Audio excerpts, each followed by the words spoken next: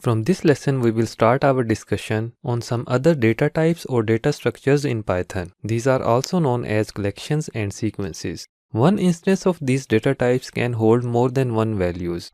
I must say that they can hold more than one object because everything in Python is basically an object, but maybe you are not familiar with object-oriented programming. So in simple words, you can say that it can hold more than one values. If a variable, for example x, is an instance of integer data type, it can hold a single integer. But in these data types, we can have more than one value stored in one variable. So let's see what are these data types. The first is list, then there can be string. We have been using the strings from the first lesson, and you can see that one string variable can hold more than one characters. For example, a simple string like hello world has many characters inside that.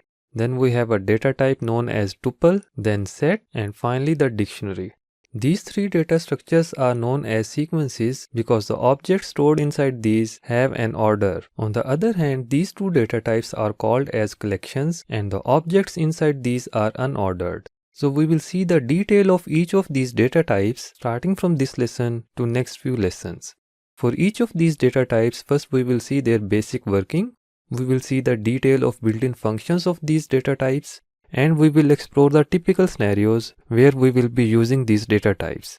And there will be discussion on which data type to be preferred over the other for a given scenario. So let's start with the list. I will start with this example to explain why we need to have some list. This is a simple program that will take marks of 10 students from the user and it will display the average of those marks. So we have a for loop for 10 iterations. Inside the for loop, we are taking a value from the user. It will be for student 1 in the first iteration and student number 10 in the 10th iteration. Those entered marks are added into the sum variable because we need to have the total sum of the entered marks. And then outside the for loop, we are printing the average of the marks as total sum divided by 10. Now suppose if we have 100 students instead of 10 students, then we can simply update this program by changing the 10 of the range function to 100, and of course the average will be sum divided by 100. Now the same program will work fine for the 100 students. This is good if the only thing you want to calculate from the program is the average of the mark. But most of the time we need to have many other information. For example, I want to find the maximum marks by any student, or the minimum marks by any student, or even the individual marks of each of the student. In this program, at the end of the for loop, the variable m will be having the marks of the last student. I cannot get the information of the marks of each of the student. So if I have to do that, I'll have to declare that many variables for each of the students. So for 100 students, I'll have to declare 100 variables. That is not a good solution. And that's where we can use a list variable, and that one variable can store the marks of the 100 students or even more than 100 students. So let's see how we can create the instance of a list data type. I can have any name for the variable, for example A. Then I have to put the square brackets to make it an instance of list data type. Inside these brackets, I can place more than one objects or values separated by comma. So now A is of list data type and it is holding 5 values. Let's directly print the variable A, and you can see it is displayed on the output. At the moment, all values inside the list A is of integer data type, but we can have a mixture of data types as well. For example, I can have a value of float data type, one value of the string data type, and one of the Boolean data type. By the way, in simple words, we can also say that these are the elements of the list. The list A is having 7 elements at the moment. We have a built-in Python function named as len for the length, and we can pass in the list as the input argument. This function would return the length of that list, which is the total number of elements inside that list. So if we print that, you can see it is printed as 7. The good thing about the list is that we can access the individual elements inside the list. For example, I can get the first element out of the list or any other element from the list. This is done through the indexing. Each element inside the list has a unique index. The index starts as 0 for the first element, then 1 for the second element, 2 for the third element, and so on. So this last element will have index 6. So once a list is defined and I want to access some specific element inside the list, I can do it by writing the list name, for example A over here, and then I should have the square brackets, and inside those brackets I have to write the index of that element. For the first element I will write its index as 0. So this A0 means the element inside the list A at index 0. So let's print that. And you can see it is printed correctly. Now if I want to access Python from the list, its index is 5, so I can specify that over here. And it is printed correctly.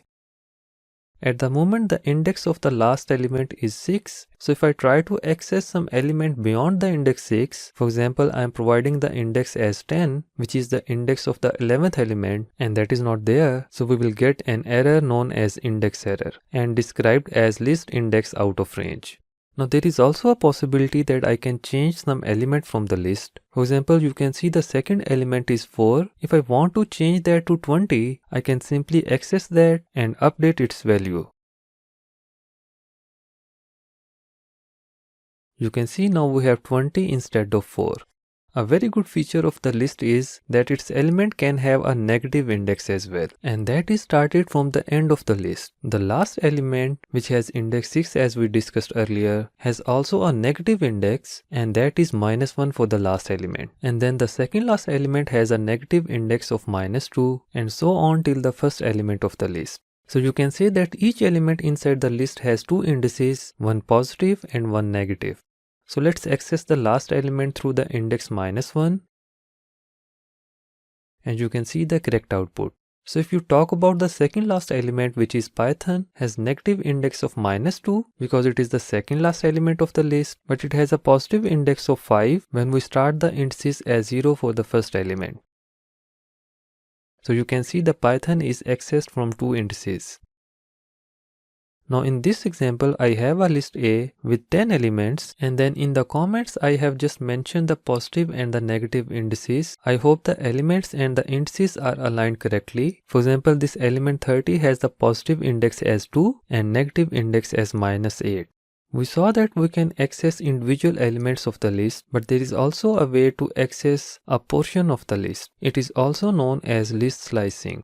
For that, I have to specify a start index and the stop index, and both are separated by a colon sign. So this A0:4 means the elements from index number 0 to index number 3. The index specified as the stop index is not included in that slice. It is quite similar to the range function where we specify the start and the stop parameter, and the stop parameter over there was also not included in that range. So 0:4 means these indices. So it should access the first 4 elements of the list.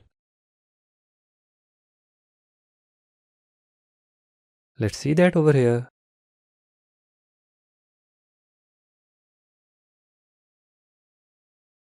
Now if I make it like 2:4, it means the indices 2 and 3. Again 4 is not included. So it should print 30, 40. Now if I want to access not the consecutive elements inside the list, for example I want to access 10, 30, 50, 70 and 90, then I can do it by providing the start and the stop index and followed by that a step index. So it means that index will start from 0 till 8 with a step size of 2. So the selected indices are 0, 2, 4, 6 and 8.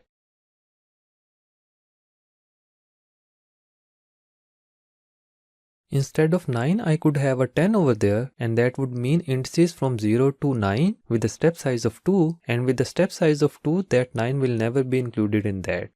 Now if I have to specify the last index of the list, instead of counting those elements and finding the positive index of the last element, I know the negative index of the last element is always -1, no matter how many are the elements inside the list.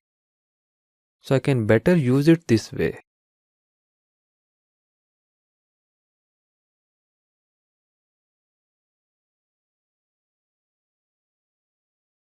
Now what if I specify it as from 2 to -2, it means the start index is 2 and the stop index is -2, which is the index of the second last element, and that is also not included in the selection. So it actually means that the indices from 2 to third last element of the list. You can see the output. I can also access the elements of the list from left to right, and in that case I will specify the step size as negative value. So this 9 0 minus 1 means the starting index is 9, the last index would be 1 because 0 is not included in that selection, and the minus 1 means it will be from index number 9 to index number 1 in the reverse order. So let's see that over here. You can see the elements in the reverse order, but of course the first element is not included. What if I want to include that too? So maybe instead of 0 I can place minus 1 over here. In case of a range function, if I have 9, minus 1 and minus 1, it would generate numbers from 9 to 0. But we have a different scenario in case of a list because this minus 1 index is same as the index 9. So essentially we have provided the start and the stop index as the same index, and since the stop index is not included in that selection, so basically no element will be selected over here. And you can see an empty list. But what if I actually want to access all elements in the reverse order, including the first element? Then basically I can use this format. Over here I have not provided the start and the stop index, and those will be taken as the first and the last element by default, including both of those. And if I have specified minus 1 as the step size, it means the indices will be selected from the highest to 0. Let's see that over here. And now you can see all elements in the reverse order. So we have seen elements in a list and the ways we can access different elements from the list. There is so much more to discuss about the functionality of a list, but first I will show you that this simple indexing approach of the list can be very useful in different scenarios. So here we have a program which will take the day and the month from the user, and it has to display the next day and the next month. It will take the current date from the user as the day and month, and it will display the next day to the user, of course the day and the month. So you know there are different days in different months, and February has 28 days, so we have to check many conditions to calculate the next date. For example, there is this first condition that if day is less than equal to 27 or day is 29, then for sure the next day will be the d plus 1 and the month will be same as the present month. The condition d is less than equal to 27 is over there because we have a case of 28 days in the February. So if day is 28, the next day can be 29 if the month is not February, or it will be 1 if the month is February. But if the day is less than equal to 27, for sure the next day is today's day plus 1. And the same is true for day equal to 29. By the way, there is a big assumption in this program that user will always enter a valid date. So user cannot enter 31st April or 30 February, etc. Then we have many other conditions for different months. For example, this is the condition if day is 30 and the months are the months having 31 days. So next day will be 31 and the month will be the current month. And then we are printing the next date. Now I will show you how simply we can do this using list. I'm taking the two values from the user, and now I want to create a list that will hold the number of days in each of the 12 months. So the first is for January, so it is 31, then is 28 for the February, then for March, and so on until the 12th element is 31 for December. Now the index of these elements are from 0 to 11, so I can very easily relate the index with the days of that month. For example, if index is 0, it means the value inside the list at index 0 is for month 1, which is January. So in simple words, you can say that a value inside this list is representing the number of days of the month, which is that index plus 1. I hope it is very clear. Plus 1 is needed because the indices starts from 0 instead of 1, but the months start from 1. So let's just first ignore this day entry, and we're taking the month from the user, and suppose we have to just display the number of days in that month, assuming that user is entering a valid month. So what I can do is, I should access the index 1 less than that month. So if user has entered 1, which is for January, we know its index is at 0. Let's run this code. If I'm entering 4 for the April, the days are displayed as 30, which is correct, and it is basically this element at index number 3 from the list. If the entered month is 2, the days are correctly displayed as 28. Now coming back to the date problem, again firstly we have the assumption that user will enter a valid date. So I can write here that if enter day is less than the maximum days of that month, which is the list element at index m-1, then the next day, which I am representing as capital D, is equal to D plus 1, and the next month is same as of this month. And else means the enter day is equal to the last day of the month, because we are assuming that user will not enter an invalid entry. So in that case, the next day will be 1 and the month will be enter month plus 1. Let's print the result.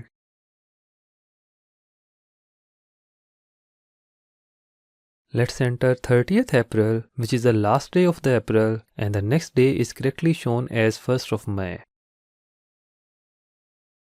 Now let's enter 31st of August, and the next day is 1st of September. Let's enter 30th August, and the next day is correctly as 31st August. There can be one little problem in this logic. When the enter date is 31st of December, the logic inside this else block will make the next month equal to 13. So what I can simply do is, if the month is equal to 13, I'll make that month equal to 1 for January. Now let me place the two codes side by side. The one on the right side is without the list, and you can see there are so many conditions over there.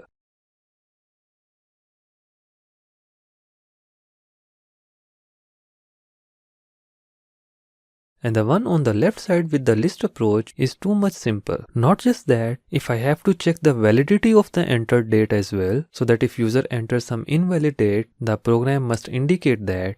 If I have to do it without the list, again there will be so many conditions. But with the list approach, this will be very simple. So let's do that over here. I'm writing the condition of an invalid date. The date is invalid if the day is negative, or the month is negative, or month is greater than 12, or the day is greater than the maximum days in that month. And that we can simply do over here, as day is greater than the element of the list at index m-1. And that's it.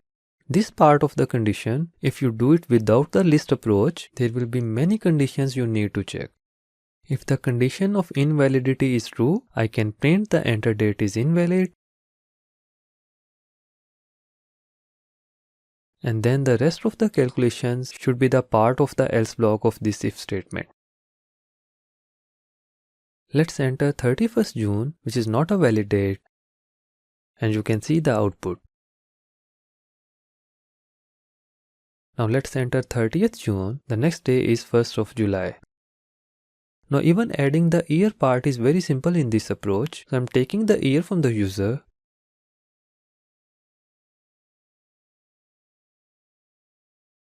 With the year included in the date, there can be a problem of leap year. If a year is a leap year, the days of the February are 29.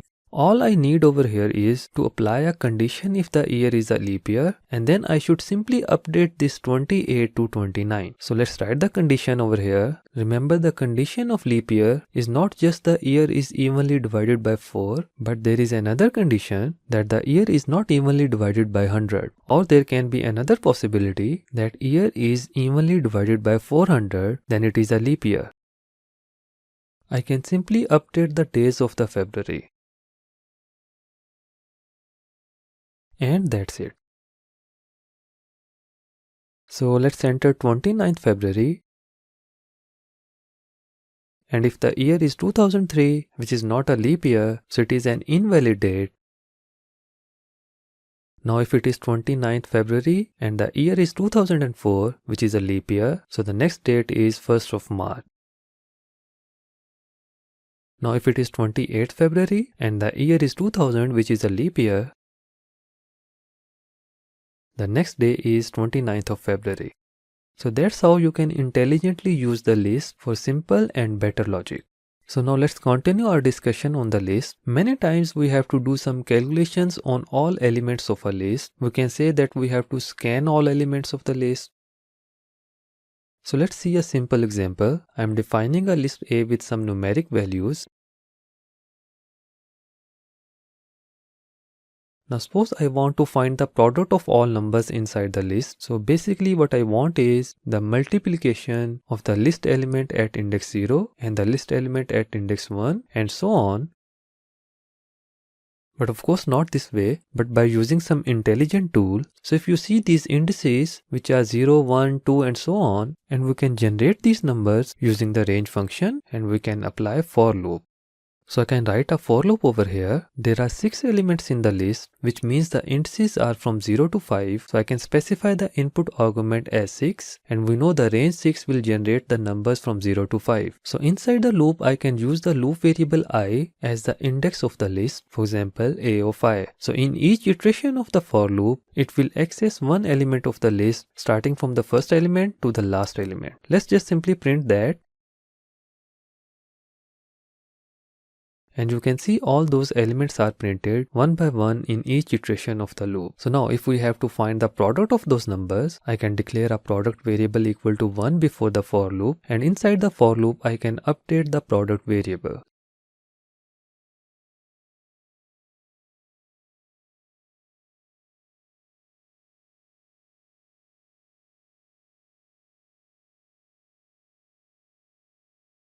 Let's run the code, and it is the product of all numbers. Now what if I have 2 more elements in the list? Now there are 8 elements in the list, so I should use range 8 over here, but a much better approach will be to use length of the list, so that we don't have to specify the number by ourselves, and this length function will give the total number of elements. And now this is the new product of the numbers. If I remove the last 2 numbers, I don't need to change anything in the code, and I will get the updated product. So the loop variable I is being used as the index of the list. Now let's see the use of in operator with list. The in operator is a membership operator for a list. For example, if I'm writing 2 in A, it means it's finding if 2 is a member of list A or not. We know there is 2 inside the list, and you can see it is printed as true. 10 in A should also be printed as true. 12 in A should be printed as false because there is no 12 in the list. Now in the for loop we just saw, we use the loop variable I as the index of the list, but there is a better way. If I write the loop as for I in A, now I'm not using the range function. I have directly used the list as A. So what it means is the loop variable I will be the elements of the list in each iteration of the loop. So I will be the first element of the list in first iteration, second element of the list in the second iteration, and so on. Let's simply print the loop variable I. And you can see these are the elements of the list. So now we don't need to use these brackets and the index because the loop variable itself is the element of the list. So for this product example, I can simply have this statement.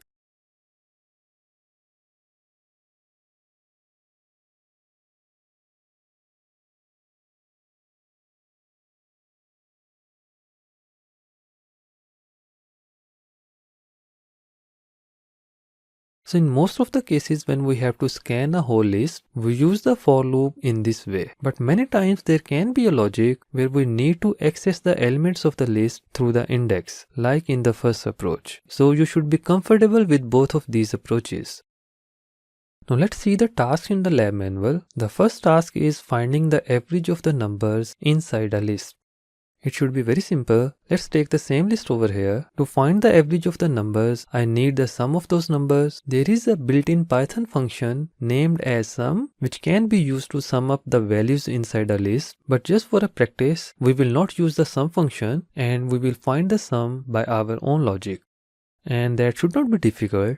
Instead of the product variable, I should have a sum variable over here. Let's say s equal to 0, and then I should update the sum variable as so. And then to display the average or the mean of the values, I can divide that sum by number of elements in the list, which I can obtain using the length function.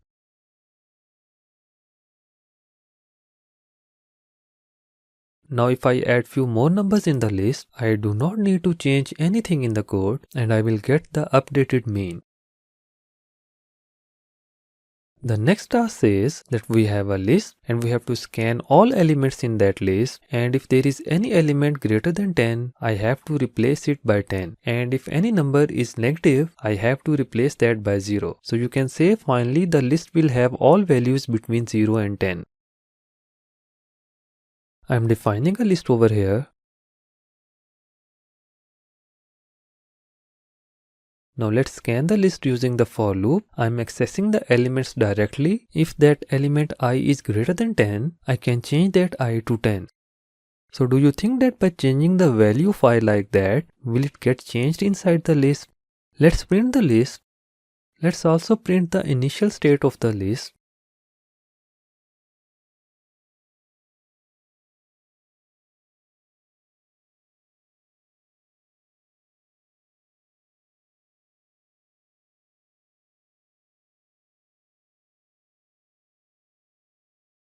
And you can see the list elements are not changed. 12 is 12 and 30 is 30. This is very obvious that by changing the value of I like so is not going to change the element inside the list. So in this case, we have to access the list elements using the index of the list. So I will change the for loop over here, and instead of the list directly as A over here, I will use the I as the index of the list by using the range function. And now if the element AI is greater than 10, then I will make AI equal to 10. And now I am explicitly accessing the list A element at index I, and that will get changed to 10. Let's do it for the negative values as well.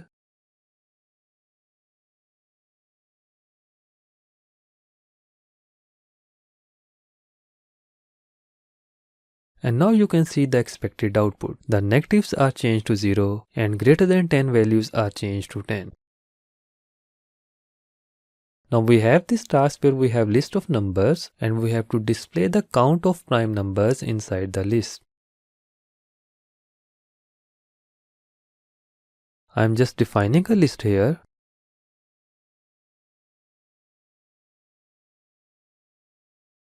Now I will access each element of the list using the for loop. I is the list element. So inside the for loop I have to find if that I is a prime or not.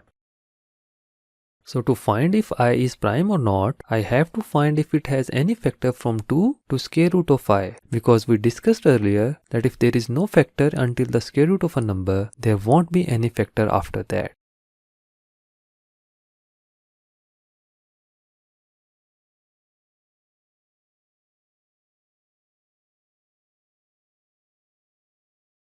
So if there is a factor of I can increment the count variable.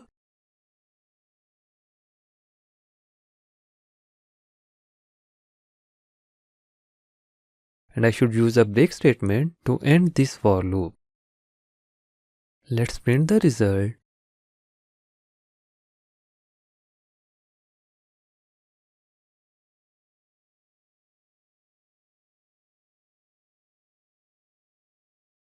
And it says there are 6 prime numbers in the list. I don't see 6 prime numbers in the list. This is because I did a mistake over here. If we find a factor of a number, that number is not a prime number. So I should use an else block for the for loop, and over there I should increment the count variable. But there is a simple solution as well. With this logic, count is actually counting not prime numbers or the composite numbers. So if I have that count, the total prime numbers will be total elements of the list minus that count. So I can specify that over here as length of the list A minus count.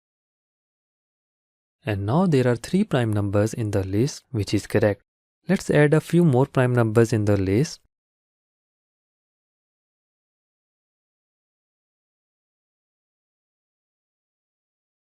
Now total there are 7 prime numbers in the list and the result is correct. The next task in the lab manual is finding the maximum number inside a list. I will use the same list, but let's just change this 22 to 202, and we are expecting this 202 be the result of our logic. Again, there is a built-in Python function available named as max, which we can use to find the maximum value. But for the practice purpose, we will not use the function and we will do it by ourselves. So what can be the logic? The logic is very simple. We will scan the whole list from start till end. Before that, we can declare the first element as the maximum value, and then when we are checking each element of the list, we will keep checking that value with the maximum variable, and if the value is greater than that maximum variable, we will update the maximum variable. So I'm saying m equal to a0, which is the first element, and m is the variable where I want to store the maximum value. Now I will iterate over the whole list, and if the list element is greater than the maximum variable, I should update the maximum variable as equal to that value. So every time a new greater value is observed, the value in the m variable will get updated, and at the end we will have the maximum value of the list.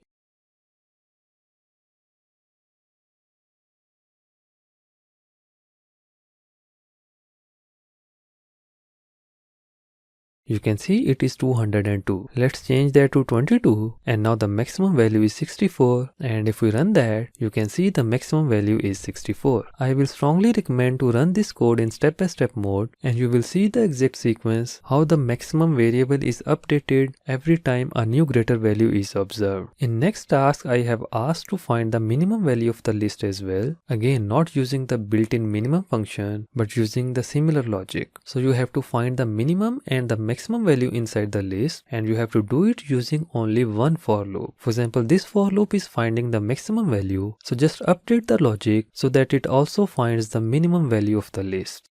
So that's all from this lesson. Thanks for watching.